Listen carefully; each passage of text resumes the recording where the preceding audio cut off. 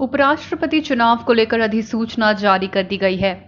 6 अगस्त को होने वाले उपराष्ट्रपति चुनाव के लिए नामांकन पत्र दाखिल करने की प्रक्रिया भी आज से शुरू हो गई है।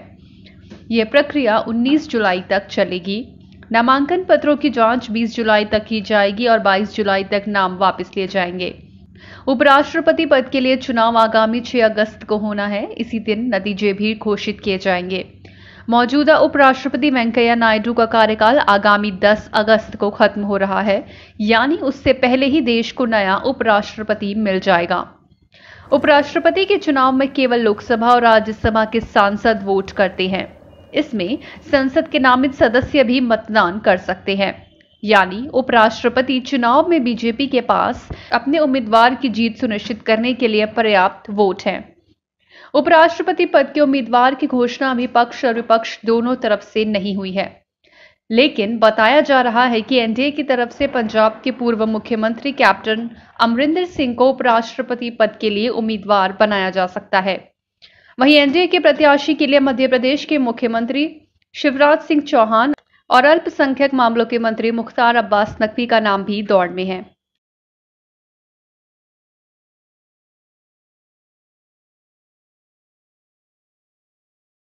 केंद्र की मोदी सरकार ने बड़ा फैसला लिया है। दरअसल अब cellular signal jammer, GPS blogger या अन्य सिग्नल जैमिंग डिवाइस का भारत सरकार की विशेष अनुमति के बिना इस्तेमाल अवैध माना जाएगा। दूरसंचार विभाग ने कहा कि cellular signal jammer, GPS blogger या अन्य सिग्नल जैमिंग डिवाइस का इस्तेमाल आमतौर पर अवैध है। इसके इस्तेमाल के लिए सरकार से विशेष अनुमति जरूरी है।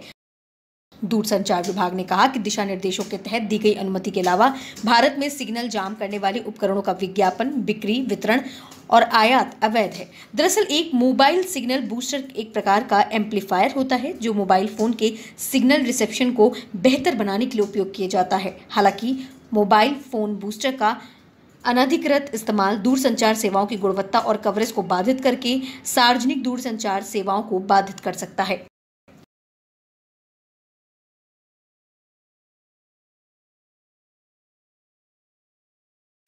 महाराष्ट्र की सत्ता पर काबिज मुख्यमंत्री एकनाथ शिंदे और शिवसेना प्रमुख उद्धव ठाकरे के बीच शहमात का खेल अभी थमा नहीं है।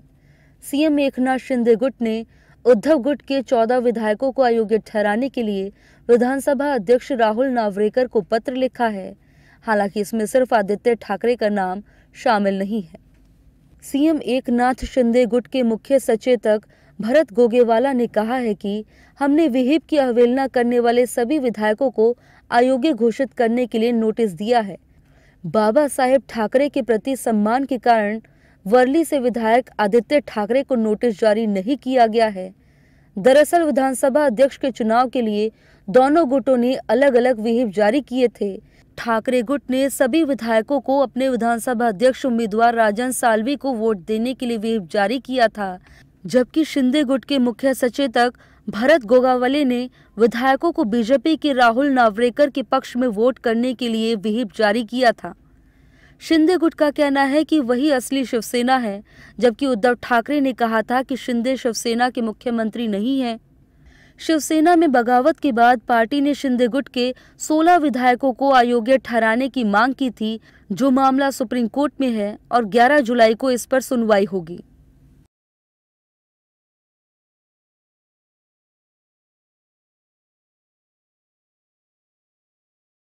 अगर आप होटल में खाना खाने के शौकीन हैं तो ये खबर आपके लिए है।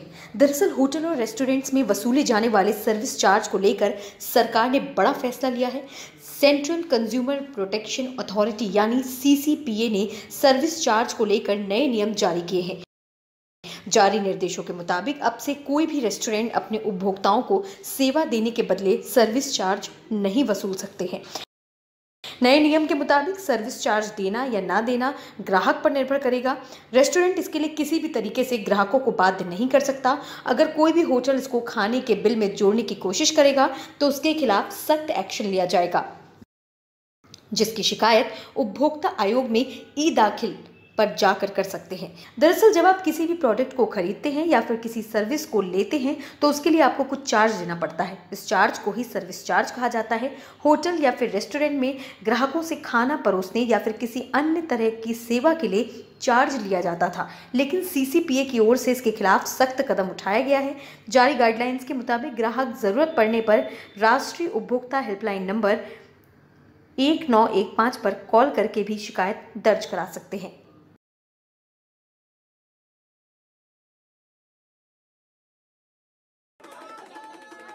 खराब मौसम की वजह से अमरनाथ यात्रा रोक दी गई है। भारी बारिश की वजह से पहलगाम और बाल्टाल मार्ग पर भूस्खलन की आशंका के चलते प्रशासन ने यात्रा को स्थगित कर दिया है। श्रद्धालुओं को मौसम साफ होने तक आधार शिविरों में ही रहने को कहा गया है। हालांकि बारिश के बीच जम्मू से बाबा अमरनाथ श्रद्धालुओं का 7वां जत्था कश्मीर घाटी के लिए रवाना कर दिया गया। जत्थे में 6000 से ज्यादा श्रद्धालु शामिल थे। 5वें दिन करीब 19,000 भक्तों ने बाबा बर्फानी के दर्शन किए। यात्रा को लेकर शिव भक्तों में जबरदस्त उत्साह है। यात्रा के आगे बढ़ने के साथ श्रद्धालुओं की संख्या में लगातार इजाफा हो रहा है। तीर्थयात्रियों की आमद बढ़ने से शहर में चहल पहल बढ़ी है। यात्री शहर के प्रमुख बाजारों का रुख कर रहे हैं। पिछले 6 दिनों में 65,000 से अधिक श्रद्धालु श्री अमरनाथ की पवित्र गुफा में विराजमान बाबा बर्फानी के दर्शन कर चुके हैं। इस दौरान 5 लोगों की जान भी गई। अमरनाथ की पवित्र यात्रा 11 अगस्त को रक्षाबंधन के अवसर पर समाप्त होगी। INS report.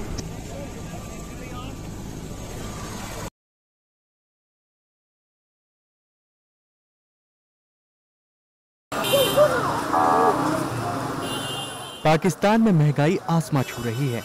पाकिस्तान में पेट्रोल की कीमत में 10 रुपए का इजाफा हुआ है, जिसके बाद पाकिस्तान में 1 लीटर पेट्रोल की कीमत 248.74 रुपए प्रति लीटर हो गई है। साथ ही हाई स्पीड डीजल की कीमत में 13 रुपए और केरोसिन ऑयल की कीमत में 18 रुपए प्रति लीटर का इजाफा हुआ है, जिसके बाद हाई स्पीड डीजल पाकिस्तान में अब 276.54 रुपए प्रति लीटर के हिसाब से बिक रहा है। साथ ही केरोसिन ऑयल अब 223.26 रुपए प्रति लीटर के हिसाब से बिक रहा है। आजकल पेट्रोल के प्राइस बहुत ज़्यादा इंक्रीज़ हो गए हैं। विद इन मंथ जो है ना, इसका rate more than with in 2 months के अंदर ये 100+ इंक्रीज़ हुआ है रेट, जिस वजह से हमारी सेल के ऊपर काफ़ी ज़्यादा अफेक्ट पड़ा है। आवाम का पेट्रोल फ्यूलिंग की तरफ से थोड़ा सा कम फ्यूलिंग करवा रहे हैं। महंगाई आपके सामने ही है, दिन ब दिन हर चीज़ बढ़ती जा रही है। हम एक दफ़ा जाते हैं कुछ लेने तो एक दफ़ा और रेट होता है, दूसरी दफ़ा और रेट होता है। हर बंदा परेशान है इस बात से, आप खुद भी परेशान होंगे। शहबाज शरीफ सरकार के कार्यकाल में चौथी बार ईंधन के दामों में बढ़ोतरी हुई है। पाकिस्तान ने रुके हुए $6 अरब के बेल आउट पैकेज के फिर से शुरू करने के लिए अंतर्राष्ट्रीय मुद्रा कोष के निर्देश पर यह फैसला लिया है। IMF ने बेल आउट प्रोग्राम को फिर से शुरू करने के लिए पेट्रोलियम उत्पादों पर लेवी लगाने जैसी सख्त शर्तें पाकिस्तान के सामने रखी थीं। पेट्रोल महंगा होगा, हमारी ट्रांसपोर्टेशन कॉस्ट महंगी हो जाएगी और एक नया तूफ़ान आ रहा है महंगाई का। तो गवर्नमेंट को चाहिए कि इस सिलसिले में भी कुछ सोचे कि गरीब आवाम की आगे परचेजिंग पावर बहुत कम हो गई है। तो इस पेट्रोल का जो बम गिरा है, इससे तो एक नया जो है वो तूफ़ान आ गया है। IMF ठीक है, IMF की शराइत हैं, लेकिन कुछ गरीब आवाम का भी सोचना चाहिए। आने वाले दिनों में पाकिस्तान में बिजली की दरों में भी बढ़ोतरी हो सकती है, क्योंकि IMF ने बिजली की दरों में भी बढ़ोतरी की शर्त पाकिस्तान के सामने रखी है। पाकिस्तान में बढ़ती महंगाई को लेकर सियासत हो रही है।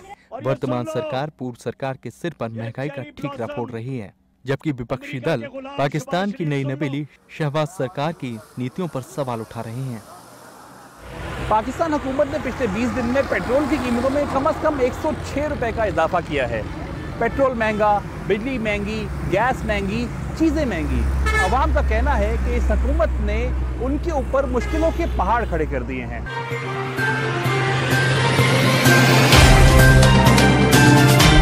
Subscribe now and press the bell icon. Never miss an update.